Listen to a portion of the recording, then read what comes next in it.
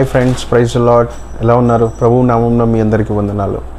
చూడండి, మన జీవితంలో అవునా, ఇప్పుడు నీకు అర్థం కాని సిచ్యువేషన్లో ఉన్నావా? ఏంటి, నా కెరీర్ ముందుకెళ్ళట్లేదు, నా భర్త పరిస్థితి చూస్తే ఇలా ఉంది, నా పరిస్థితి చూస్తే ఇలా ఉంది, సడన్గా అనుకోని విధంగా నా ఫ్యామిలీ అంతా బ్లెస్ అవుతుంది అని అనుకుంటే రోజు రోజుకి నా పరిస్థితి దిగజారిపోతుంది. అందరి ముందు తలదించుకొనే ఉంటున్నాను. దేవుడు నన్ను తలెత్తుతాడు అనుకుంటున్నాను. ఇప్పుడు అనుకుంటున్నావా, దేవుడు ఒక చిన్న ఇల్లు ఇస్తే చాలు, ఒక అద్దెకి ఒక మంచి డబుల్ బెడ్రూమ్ ఉంటే చాలు. అవునా, నువ్వుకున్న ఫైనాన్షియల్ సిచ్యువేషన్ బట్టి నువ్వు ఇలా ఆలోచిస్తున్నావా? ఏంటి ఇంకా చాలని బ్రతుకులో అవునా, ఆ కొంచెంతోనే సరిపెట్టుకోవాలనుకుంటున్నావా? అయితే దేవుడు ఈరోజు నీకు ఒక మాట జ్ఞాపకం చేస్తున్నాడు. ఏంటిదో తెలుసా? ఒకసారి యెషయా గ్రంథము 55వ అధ్యాయము 8వ వచనం, Isaiah chapter 55 verse 8. My thoughts are nothing like your thoughts says the lord, and my ways are far beyond anything you could imagine.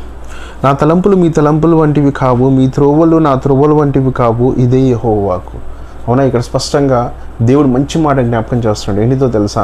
ఆయన తలంపులు అంట మన తలంపులు వంటి కావంట. నువ్వు అనుకుంటున్నావా ఏంటిది, ఇప్పుడు నాకున్న జాబ్కి, నాకున్న శాలరీకి, అవునా, నాకున్న ఇన్కమ్కి, నేను సంపాదించే సంపాదనకి ఈ బతికే చాలు, ఇదే చాలు అని అనుకుంటున్నావా? ఇంకా నేను బ్లెస్ అవ్వను, నేను కారు కొనలేను, నా భవిష్యత్తు ఇలానే ఉంటుంది, మేము ఇలానే చాలని జీవితాన్ని గడుపుకుంటూ వెళ్ళాలి, సర్దుకుంటూ వెళ్ళాలి అనుకుంటున్నావా?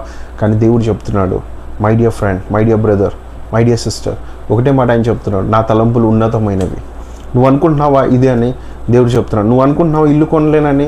దేవుడు నీ పట్ల గొప్ప కార్యం చేసి నీకే సొంత ఇల్లు ఇవ్వగలడు. అవునా, నువ్వు అనుకుంటున్నావా ఇప్పుడున్న పరిస్థితుల్లో వాటిల్లో నువ్వు ఏం చేయలేనని? కానీ దేవుడు చెప్తున్నాడంట, ఆయన తలంపులు ఉన్నతమైనవంట. నిన్ను ఉన్నతమైన స్థితిలో పెట్టి అందరికంటే గొప్పగా నిన్ను ప్రతి వాటిలో తలగా పెట్టి నువ్వు ఏ పని చేస్తున్నా, ఏ విషయాలు ఆలోచిస్తున్నా, దేని గురించి చింతిస్తున్నా, దేని గురించి బాధపడుతున్నా, దేని గురించి దిగులు పడుతున్నా, వాటన్నిటి పట్ల నీ పట్ల దేవుడు గొప్ప కార్యం చేసి అనేక దీవెనలను కుమ్మరించబోతున్నాడంట. అందుకోసమే ఈ మాటని జ్ఞాపకం చేసుకో. అవునా, ఈ వాగ్దానాన్ని జ్ఞాపకం చేసుకో. అందుకే దేవుని యందు విశ్వాసంగా ఉండు, నమ్మకంగా ఉండు. అవునా, ఆయన యందు ఎప్పుడు అవునా బలహీనపడకు. ఆయన నీకు తోడుగా ఉన్నాడు, నీ పట్ల గొప్ప కార్యం చేయబోతున్నాడు. ఆమేన్.